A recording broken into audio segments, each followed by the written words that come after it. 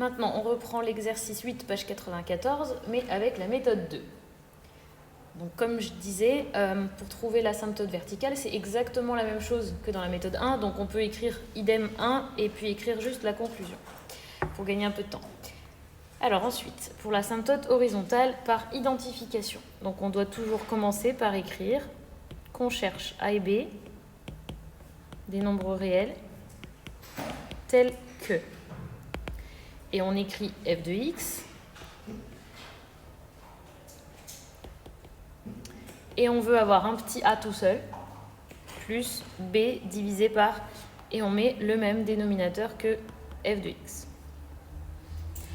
Ensuite, on cherche un dénominateur commun. Donc on va avoir x plus 2. Du coup, je vais avoir a fois x plus 2 plus b, et tout ça divisé par x plus 2. Et ensuite, on développe.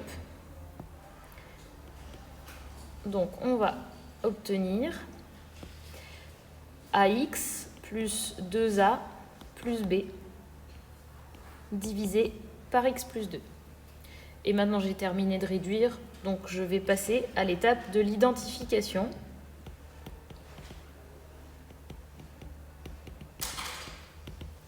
Et pour cela, on va comparer les termes à gauche et à droite. Donc à gauche, le terme en x, il a un 3 comme coefficient. Et à droite, le terme en x, il a a comme coefficient.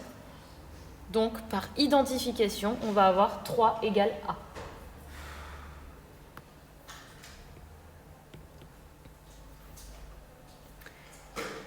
Ensuite, le terme de gauche, le membre de gauche, pardon. Ici, on a moins 5 comme nombre sans x. Et dans le membre de droite, on a tout ça, où il n'y a pas de x. Donc, si j'identifie, eh bien, je vais avoir moins 5 qui est égal à 2a plus b.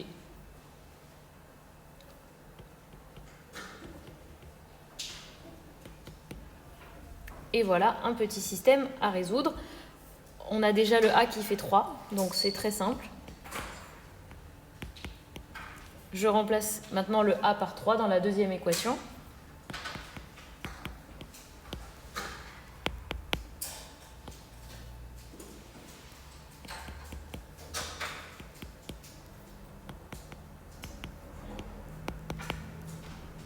Et on va avoir a égale 3 et b égale moins 11. Et on a fini, on a trouvé a et on a trouvé b.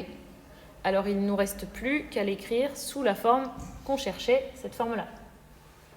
D'accord? Avec le petit a plus le petit b divisé par x plus 2.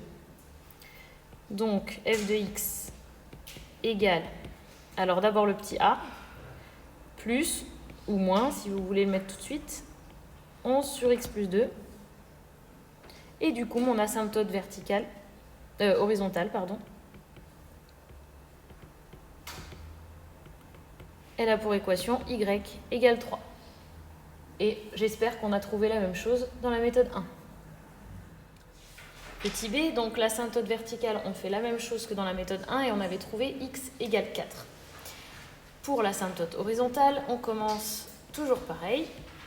On cherche a et b des nombres réels tels que... J'écris l'expression de f de x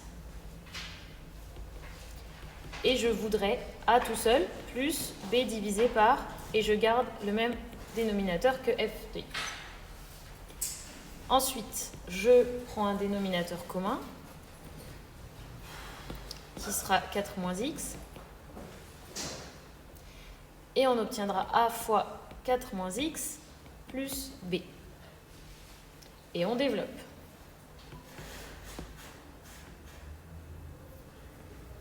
On va avoir 4a moins ax plus b sur 4 moins x. Et je vais juste changer l'ordre pour éviter de me tromper après. Je mets d'abord le terme en x. Donc moins ax plus 4a plus b. Et maintenant, on va identifier.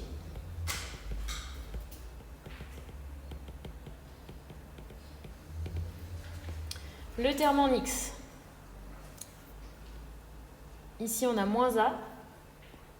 Et ici, on a 3. Donc, l'équation numéro 1, ça va être 3 égale moins a.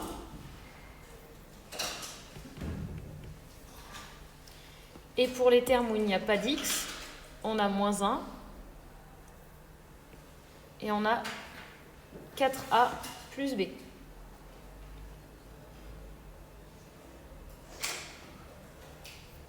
Donc l'équation va être moins 1 égale 4a plus b. On va obtenir a égale moins 3 et ensuite je remplace dans la deuxième équation. Moins 1 égale 4 fois moins 3 plus b.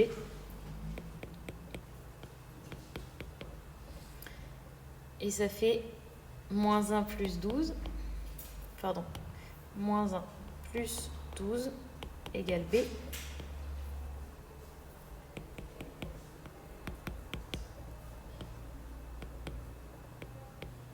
Et on a b égale 11. Donc je peux changer la forme de f de x.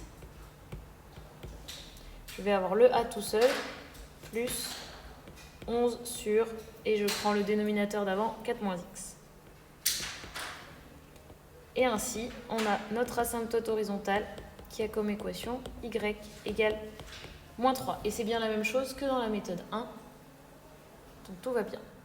Petit c, x-7 sur 2x-5. Pour l'asymptote verticale, c'est comme avant. On avait trouvé comme équation x égale 5 demi.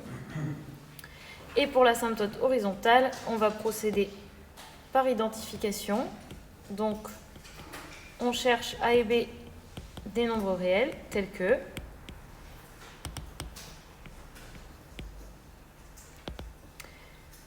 x-7 sur 2x-5 va être égal à a plus b sur 2x-5. On prend un dénominateur commun qui est 2x-5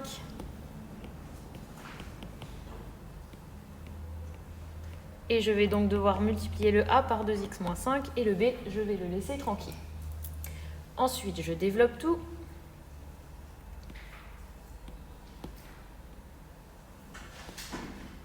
On aura 2ax moins 5a plus b sur 2x moins 5.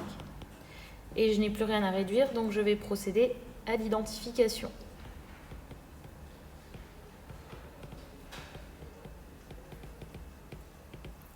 Je regarde le terme en x. Ici, il y a 2a. Et à gauche, il n'y a rien du tout, c'est-à-dire 1x, n'est-ce pas?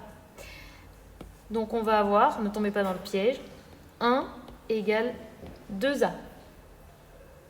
Et pas 0, parce que si c'était 0, il n'y aurait pas d'x du tout. Là, c'est x, donc c'est 1x.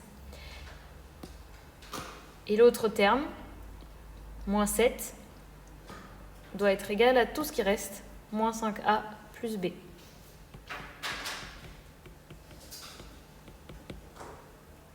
Et on n'a plus qu'à résoudre le système. On va avoir a qui vaut 1 demi.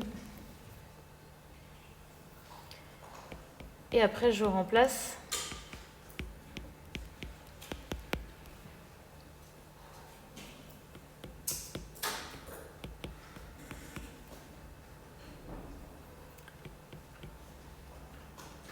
On va avoir moins 7 plus 5 demi qui est égal à b.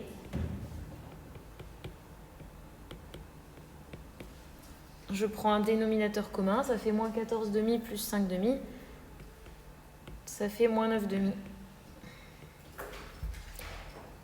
Et je peux écrire f de x sous sa nouvelle forme. C'est-à-dire 1 demi plus ou moins tout de suite 9 demi sur, je crois que c'était 2x moins 5, le dénominateur, oui. Et donc j'ai mon asymptote horizontale qui a pour équation y égale 1,5. Et c'est bien la même chose qu'avant.